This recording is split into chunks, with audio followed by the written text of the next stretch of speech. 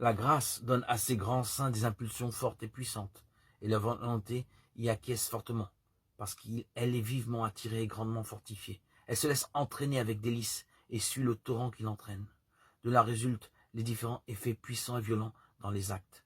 Seulement, dans les commencements, les saints étant encore imparfaits, sans lumière suffisante par l'excessif désir qui excitait dans leur volonté, par la suavité et la violence de la grâce, s'emportent plus loin que ne va l'impulsion de la divine volonté. Et ce sont là les excès de presque tous les grands saints, dans les commencements de leur entrée dans la voie de l'amour divin. Ce qui vient uniquement de cette impression violente de la grâce divine dans leur âme qui excite en eux des désirs très violents. Ces excès sont toujours une bonne marque, parce que cela annonce un désir violent qui attirera les promesses de notre adorable Maître dans ce verset. Qui a soif, vienne à moi et boive.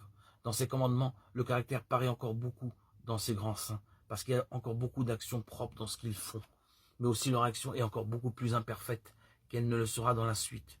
Plus la grâce est forte et a deux parts dans une action, plus il y a de mérite par le consentement de la volonté, et plus la nature y a part. Moins il y a de mérite et de perfection, de là, plus la grâce a part et est pleine dans une action, plus il y a de mérite et de perfection, parce que alors, plus aussi il y a d'application des mérites de notre Seigneur.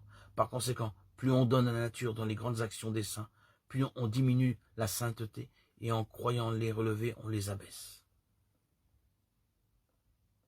Cette soif peut encore s'expliquer comme celle de ceux qui se lassent de chercher à se rassasier dans les créatures dont l'âme est vide, dans la peine, le malheur et l'affliction de ne pas trouver le repos et le bonheur dont ils sentent un si grand besoin.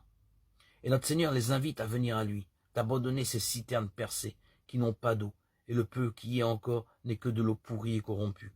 Il les engage de venir à lui, il les rassasiera surabondamment d'une eau pure et délicieuse. Ces pauvres âmes se traînent dans la misère.